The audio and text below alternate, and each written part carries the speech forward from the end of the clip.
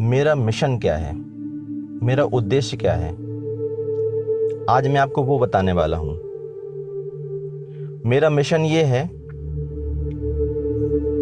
कि 1 साल के अंदर कम से कम 1000 लोगों को मैं बुद्धत्व प्राप्त करा दूँ। 1000 बुद्ध बन जाएं। अगले दूसरे साल में 10,000 लोगों को बुद्धत्व प्राप्त करा दूँ। अब ये आंकड़ा क्यों बढ़ जाएगा? साइंटिफिक आंकड़ा है, क्योंकि जब मैं अकेला प्रयास करूंगा तो 1000 लोग, जब 1000 लोग प्रयास करेंगे तो वही अनुपात सबका 1000 लोग आएगा। अगले साल तक 1 लाख लोगों के ऊपर काम करूं और 2-4 साल 5 साल के अंदर पूरे भारत को आत्मज्ञानी बना दूं। एक पान की दुकान पे बैठा हुआ आदमी, वो भी आत्मज्ञानी है, कबीर है, बैठा हुआ पान लगा रहा है आत्मज्ञान लेके। दूसरा आया खाने वाला भी आत्मज्ञान लेके पान खा रहा है और चल रहा है। आत्मज्ञान को इस तरह क्लिष्ट कर दिया गया है कि उसके साइंटिफिक मेथड खत्म हो गए हैं। तो पहली चीज़ तो आप ये जान लें कि जो दिमाग में आपके अभी तक का कचरा भरा हुआ है कि आत्मज्ञान कोई बहुत ऐसी चीज़ है जो बड़ी विरली मिलती है, कभी कभी मिलती है, किसी एक को मिलती है, और उसके मेथड ऐसे बनाए हुए हैं कि जिसके कारण आपको लगता है कि इसकी साधनाएं कठिन कठिन है। बहुत सारी कठिन कठिन साधनाएं डाली हुई हैं ताकि किसी को मिल ही ना पाए। भ्रमित रहा है वो कि वो नहीं मिल सकता। तो मेरे अनुसार जो मुझे दिखाई देता है, जो मुझे समझ में आता है, भारत में बहुत सारे ग्रंथ हैं, भारत की मैथोलॉजी बहुत ही स्ट्रांग है, भारत में ज्ञान बहुत ही स्ट्रांग लेवल पे रहा है। यहाँ पे आत्मज्ञानियों की भरमार है। इतने आत्मज्ञानी पूरी पृथ्वी पे कहीं नहीं हुए हैं, ना पृथ्वी पे मिलेंगे। पूरी क्रिश्चियनिटी में एक आत्मज्ञानी जीसस, पूरे इस्लाम में एक आत्मज्ञानी मोहम्मद। हमारे यहाँ 33 करोड़ देवी देवता हैं।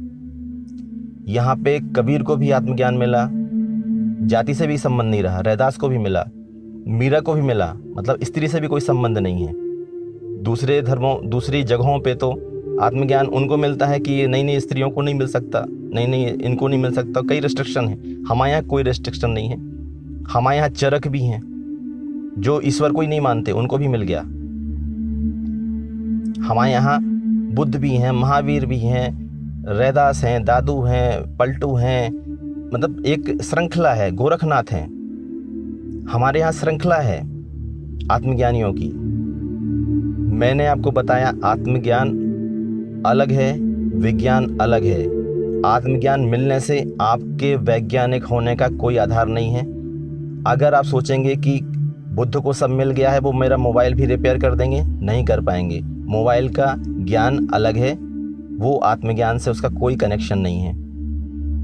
आप सोचेंगे कि कृष्ण आएंगे तो हमारी टीवी अगर खराब हो गई तो सुधार देंगे, नहीं सुधार पाएंगे।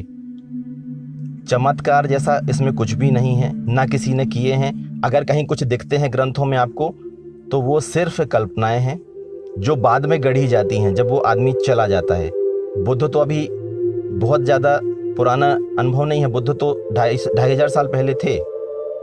उनकी कहानी क्या है कि भगवान जब पैदा हुए, भगवान बुद्ध, तो माँ उनकी खड़ी हुई थी, खड़े खड़े पैदा हो गए हैं बुद्ध। क्यों ऐसा बनाया गया? ये कहानी दिखाना होता है ना कि भाई वो भगवान है, आप अलग हो और भगवान अलग है। तो उनको बताना होता है कि भगवान कुछ स्ट्रॉन्ग चीज़ होती है। तो हर धर्म में अपने भगवान के लिए कुछ ना कुछ गढ़ना होता है, नहीं तो क्यों लोग फॉलोअर बनेंगे, क्यों अनुयायी बनेंगे? कुछ ना कुछ आपको चमत्कार तो डालने ही पड़ेंगे ना। ऐसा हो नहीं सकता, वो बात अलग है। वो चीज़ें संभव नहीं है, बात अलग है। क्योंकि इस सृष्टि के नियम के से बाहर कोई भी नहीं जा सकता। चाहे वो कितना ही बड़ा भगवान हो, उसको भी मौत आएगी, उसको भी जिंदगी मिलेगी, उसको भी वही नियमों से बंधना होगा जो इस सृष्टि के नियम हैं, क्योंकि ये सारी रचनाएं आपने की हैं। तो भगवान बुद्ध की कहानी में बता रहा था कि उनके बारे में क्या कहा गया है। तो आप पहले सोचिए कि ऐसा इनके बारे में कह दिया गया जो अभी थे। बाकी में तो लोग कहते हैं लाखों साल पहले थे, करोड़ों साल पहले यहाँ पे वेद थे। जबकि इतनी उम्र पृथ्वी की तो उम्र से 450 करोड़ साल पहले उस समय पे मानव का जन्म नहीं हुआ था। मानव का जो होमोसेपियंस के जो स्केलेटन मिले हुए हैं वो भी 10 लाख साल पहले तक कोई अस्तित्व ही नहीं था इस तरह की चीज़ का। जो प्रजाति होमोसेपियंस है वो 1 लाख साल पहले ही डेवलप हुई है और वो सारे उसके स्केलेटन, फॉसिल, कार्बन डेटिंग सब कुछ हो चुका है। लेकिन आपको मानने के लिए तैयार ही नहीं है लोग, और मैं उसको तैयार भी नहीं करना चाहता। मैं चाहता हूँ पहले आप जानें। आप अगर बिना किसी लॉजिक के कोई चीज़ को मान लेंगे तो वो फेथ कहलाएगा, और फेथ डेवलप करना मेरा काम नहीं है। मैं चाहता हूँ आप अपने अंदर तर्क डेवलप करें, प्रयोग डेवलप करें और फिर विश्वास पैदा करें। जब दोनों को आप पालें तो फिर आपको जो मिले वो आपका विश्वास हो जाएगा, वो आपका फेथ नहीं रहेगा। यही फेथ और विश्वास में फ़र्क है। तो अब भगवान बुद्ध खड़े खड़े ही पैदा हुए। माँ खड़ी हुई थी, माँ को पता ही नहीं चला, भगवान बुद्ध पैदा हो गए। खड़े खड़े ही उनका नीचे गिरे तो खड़े ही रहे वो। अब यहाँ भी उनको मज़ा नहीं आया, नहीं अभी कुछ बात नहीं, हो सकता वो खड़े रह गए हों, बाद में लेटाएंगे। फिर वो 7 कदम चले, सोचें आप, 7 कदम चले। फिर उन्होंने, यहाँ भी मज़ा नहीं आया, फिर उन्होंने आसमान की तरफ दोनों हाथ उठाए और उन्होंने घोषणा की, मतलब अब बोले भी कि मैं ही इस पृथ्वी का अंतिम बुद्ध हूँ। क्या है ये? क्या ये पॉसिबल है? हाँ है, क्योंकि भगवान के लिए तो सब पॉसिबल है। प्रकृति के सारे नियमों को तोड़ना पॉसिबल है। जबकि बच्चे में हड्डियों की संख्या भी अलग होती है, बड़े में अलग होती है, हार्मोन्स भी अलग होते हैं, क्यों नहीं बोल पाता, क्यों नहीं चल पाता, सारा साइंस आपको मिल जाएगा। पशु पक्षियों के बच्चे तुरंत पैदा हुए चलने लगते हैं, कुछ के, सबके नहीं। कबूतर के बच्चे की आंख भी बंद रहती है, लेकिन वही मुर्गी का बच्चा सीधा खड़ा और खाते हुए पैदा होता है। मुर्गी उसको कभी मुंह से दाना नहीं खिलाती, खुद ही खा लेता है वो। सबके अलग अलग हैं। इंसानों का भी अपना एक साइंस है, स्ट्रक्चर है, कैसे कर पाएगा, क्या कर पाएगा। कोई बच्चा अगर वो 3 साल का है तो उसको वो याददाश्त में नहीं रहेंगी वो सब चीज़ें जो उसने गुजारी हैं पुरानी। साइंस है उसके पीछे, आप उनको पढ़ें। सारी बातें मैं ही आपको नहीं दूंगा, कुछ आपको भी जानना होगा, वो उपलब्ध है, आप पढ़ें उनको। मेरा वो कोई साइंस नहीं पढ़ा रहा हूँ, साइंस आप खुद ही पढ़ लें। आपको केवल इशारा कर रहा हूँ कि आप उन चीज़ों को जान सकते हैं। तो ये तो हुई भगवान बुद्ध की बात। सभी में इस तरह की चीज़ें हैं, आप सब जगह जाएंगे तो वही चीज़ मिलेंगी।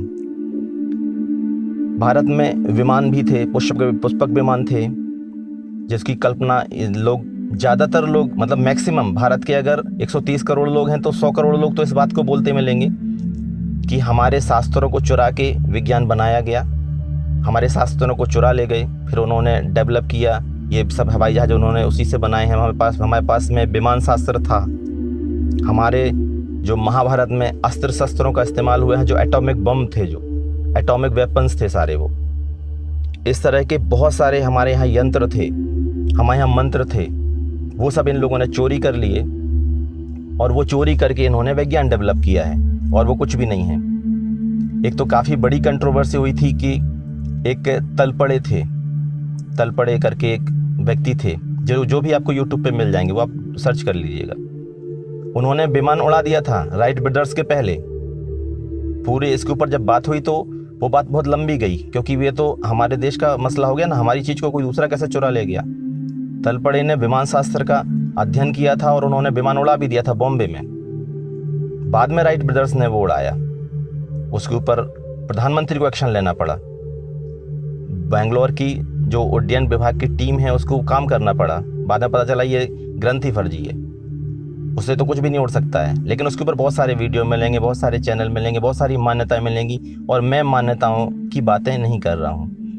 मेरे ऊपर बहुत सारे कमेंट आ रहे हैं, मेरे वीडियोस पे बहुत सारे कमेंट हैं, अरे आत्मज्ञान ऐसा नहीं होता है, जो आपको हुआ है वो कुछ और है, आप तो पागल हो गए हो, आप तो क्या है मति भ्रम है, इलाज करा लो।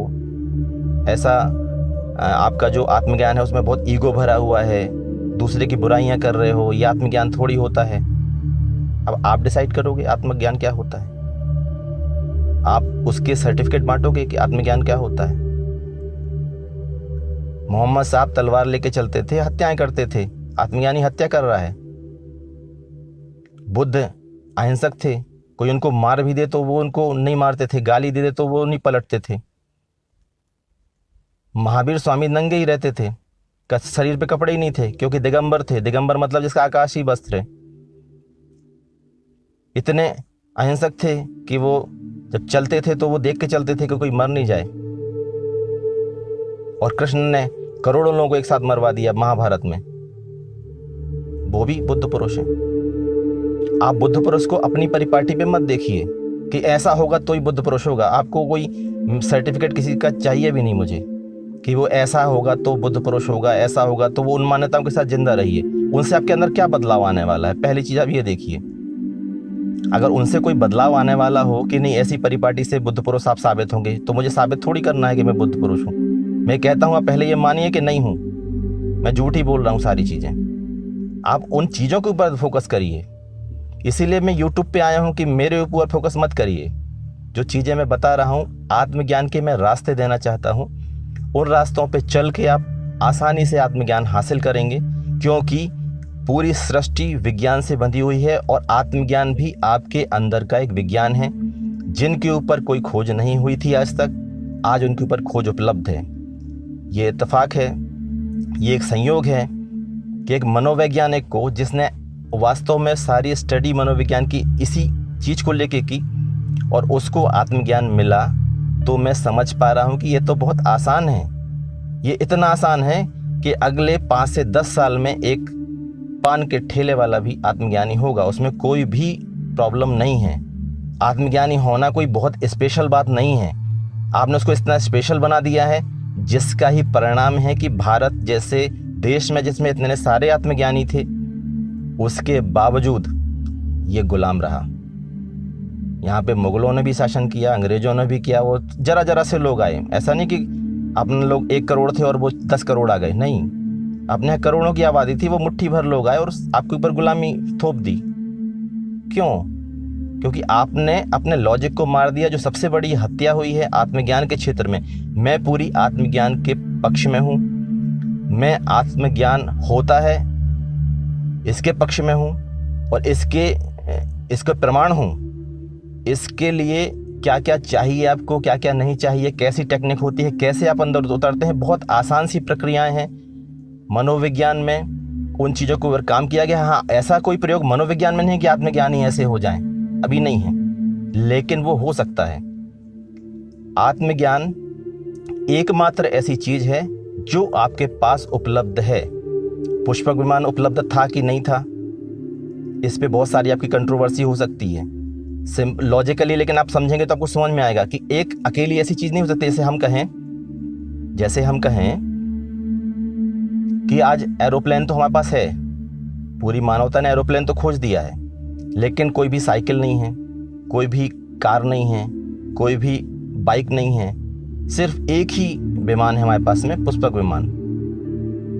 और कोई भी टेक्नोलॉजी बाकी डेवलप नहीं हुई है, ना टेलीविज़न हुआ है, ना कोई यंत्र हुए हैं, सिर्फ पुष्पक विमान हो गया है। ऐसा संभव है क्या? पुष्पक विमान या हमारा एरोप्लेन बहुत सारी साइंस और टेक्नोलॉजी के कारण डेवलप हुआ है हमारा विमान। तो पुष्पक विमान के पहले कोई साइंस और टेक्नोलॉजी की किसी भी चीज़ और उपलब्धि नहीं है। दूसरी तरफ जो लोग शास्त्रों की तुलना, ब्रह्मास्त्र की तुलना वो एटॉमिक बम से करते हैं, उनको इतना तो समझना चाहिए कि अगर हम एक एटॉमिक बम किसी एक व्यक्ति के ऊपर छोड़ दें तो वो एक व्यक्ति को मार के आएगा, वो देश खत्म कर देगा भाई साहब।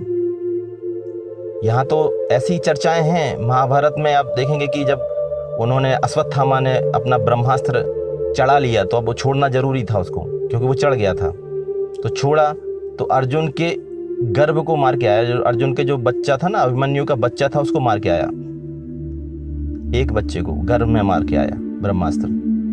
तो आपको समझना चाहिए दोनों की साइंस और टेक्नोलॉजी जैसी कोई बातें उसमें हो नहीं रही हैं। आप वो सोच रहे हैं, आप सोच रहे हैं कि वो साइंस और टेक्नोलॉजी है, लेकिन एक बात फैक्ट है जो मैं भी बोल रहा हूँ, मैं बोलने बस से नहीं है, आप उदाहरण देख लेंगे। आत्मज्ञानी यहाँ पे थे, इसमें कोई संशय नहीं है। भारत में विमान था कि नहीं था, ये संशय है, हो सकता है। आपको मानना है कि था तो आप मानते रहें, कोई प्रॉब्लम नहीं है। कोई मान रहा नहीं है तो उसमें भी कोई प्रॉब्लम नहीं। मुझे किसी के मानने और ना मानने से कोई भी परहेज नहीं है, आप माने। लेकिन चलें आप सत्य के रास्ते पे, खोज के रास्ते पे। खोजने की प्रवृत्ति को ख़त्म ना कर दें। इसीलिए मैंने वीडियोस में बोला हुआ है कि कोई भी भविष्य तय नहीं है, कोई भी ऐसा नहीं है कि आपका भाग्य लिख दिया जा चुका है, कोई भी आत्मा नहीं है, कोई भी आपको कंट्रोल नहीं कर रहा है, कोई भी बैड एनर्जीज नहीं है। लोग बैड एनर्जीज की बड़ी चर्चा कर रहे हैं, रेकी में भी होती है, वास्तु में भी होती है बैड एनर्जी। भाई साहब, किसी भी जगह से आप बैड एनर्जी को नहीं खोज पाएंगे, गुड एनर्जी को नहीं खोज पाएंगे। ये आपकी मतलब स्यूडो साइंस पैदा कर किया है, ये सीधे देखना बंद कर दिया गया आपका। एक प्रयोग हुआ था मनोविज्ञान का, जिसके ऊपर मैं बात जरूर करना चाहूँगा ताकि आपको आगे की बात समझ में आए। उन मनोवैज्ञानिक का नाम मुझे नहीं पता, ना में मुझे इंटरेस्ट भी नहीं है। उन्होंने एक प्रयोग किया जो आप भी कर सकते हैं। उन्होंने 6 लोगों को लिया अपने साथ में, जो कि ऑब्जेक्ट नहीं थे, जो प्रयोज्य थे, जो लोग एक्सपेरिमेंट का हिस्सा थे, और एक व्यक्ति को लिया जिसके ऊपर एक्सपेरिमेंट करना था, उसके मन पे। तो उन्होंने क्या किया कि उस व्यक्ति को बिठा दिया, सबको सामने एक शीट दे दी। शीट पे 3 लाइन बनी हुई थी और उसमें यह पता करना था कि बड़ी लाइन कौन सी है। बस 6 लोग जो थे उनको वो प्रयोग का हिस्सा थे, उनको सब मालूम था कि क्या करना है। और जो एक व्यक्ति बैठा था जो उस प्रयोग का हिस्सा नहीं था, जिसके ऊपर ये प्रयोग होना था कि इसके दिमाग पे क्या इन्फ्लुएंस होता है, लोगों का, पब्लिक का क्या इन्फ्लुएंस होता है, वो देखने के लिए। तो उन्होंने सारे लोगों को एक एक लाइन दे दी, वो एक एक शीट दे दी। सब में 3 लाइनें बनी हुई है, एक छोटी, एक उससे बड़ी, एक उससे बड़ी, अलग अलग जगह पे, कभी ए बी में है, बी सी में है, अलग अलग जगह पे। और इतना ही केवल बताना था कि लंबी लाइन कौन सी है। बस एक बार ये प्रयोग किया गया, सारे लोगों ने जो एक्सपेरिमेंट का हिस्सा थे सब ने सही बोला कि ये लंबी लाइन है। तो उसको भी समझ में आया कि हाँ, सब लोग एक साथ बैठे थे, लंबी लाइन है। सबका जवाब सही। दूसरी बार किया गया सही, तीसरी बार किया गया सबका सही, चौथी बार सबका सही, 5वीं बार सबका सही, 6वीं बार में सबको बदल जाना था। सारे 5 लोगों ने दूसरी लाइन को चुना जो मीडियम में थी, सही। अब ये बंदा जो है कंफ्यूज हो रहा है, क्या लंबी लाइन तो ये दिख रही है लेकिन ये सब लोग यही बोल रहे हैं। और इस प्रयोग का औसत था 95%। 95% लोगों ने उसको वही लाइन सही बोली जो लोग बोल रहे थे, जबकि उसको दिख रहा था कि वो लाइन सही नहीं है। ऐसे ही हमारा दिमाग इन्फ्लुएंस होता है उन चीज़ों से जो सारे लोग बोल रहे होते हैं। लोगों को कंट्रोल करने का एक बहुत अच्छा तरीका है, आप चारों तरफ उस बात को प्रचारित कर दीजिए, चारों तरफ उस बात को प्रचारित कर दीजिए, प्रोपेगेंडा फैला दीजिए, चारों तरफ लोग वही बोलने लग जाएं, तो आपको भी डाउट हो जाएगा कि नहीं यही बात सही होगी, अब सब लोग वही बोल रहे हैं। एक सवाल ऐसा भी आया है कि वो जितने भी आज तक बुद्ध पुरुष हुए हैं सब कहते हैं आत्मा है, ओशो भी कहते हैं, सदगुरु भी कहते हैं, और आपके राम भी कहते हैं, कृष्ण भी कहते हैं, सब कहते हैं, बुद्ध भी कहते हैं। आप अकेले बोल रहे हो कि हम नहीं है आत्मा। तो क्या मैं इन्फ्लुएंस हो जाऊं सबसे? मैं जो जान रहा हूं मैं बोल रहा हूं, वो उन्होंने जाना वो उनसे पूछिए, वो बोलेंगे। तो बड़ा एक गलत ढंग से कॉन्सेप्ट को इस तरह से डेवलप किया जाता है। दूसरा, आपको मैंने एक प्रयोग बताया था अपने पुराने वीडियोस में, जिसको मैंने बोला था प्लेसिबो इफेक्ट। आपको अगर ये भावना हो कि ये चीज़ सही है, ये मेडिसिन है, तो आप ठीक हो जाते हैं बिना मेडिसिन के भी। लेकिन वो बीमारियां ठीक हो सकती हैं जो साइकोसोमेटिक होती हैं। तो ऐसे आप अपने मन को और अपने जो इंद्रियां हैं उनको ये मत मानिए ये करेक्ट हैं, ये सही जानकारी ही दे रही हैं, या मन हमारा सही ही सोच रहा है। ये इन्फ्लुएंस होता है चीज़ों से, और वो इन्फ्लुएंस ना हो, आप सत्य को सीधे देख पाएं, यही आत्मज्ञान है। जब आप अपने अचेतन में उन हिस्सों में उतर जाएंगे जहां से आपको संपूर्णता का बोध होना शुरू होगा, जहां से आपको अपने जीवन में एक आनंद पैदा होगा, वही आत्मज्ञान है। उससे कोई साइंस और टेक्नोलॉजी डेवलप नहीं होती, ना हुई है आज तक। आत्मज्ञान से कोई साइंस और टेक्नोलॉजी डेवलप नहीं होती। आपके जीवन की गुणवत्ता बदल जाएगी, आपका जीवन का उद्देश्य सफल हो जाएगा, क्योंकि फाइनली आप किस चीज के लिए प्रयास कर रहे हैं, क्या तलाश रहे हैं आप खुशियां ही तलाश रहे हैं। फाइनल गोल वही है, वो आपको नहीं मिल रहा है क्योंकि आप ढूंढ रहे हैं बाहर, लेकिन आप अंदर ढूंढेंगे तो मिल जाएगा, इसकी गारंटी मैं देता हूं आपको। तो आत्मज्ञान इतना सहज है, मैं अपने वैसे ही सहज प्रयोग को आपको बताऊंगा जो बेहद ही आसान होंगे। सीधे उस जगह को टारगेट करेंगे जहां से आत्मज्ञान आपको होगा। आज इतना ही।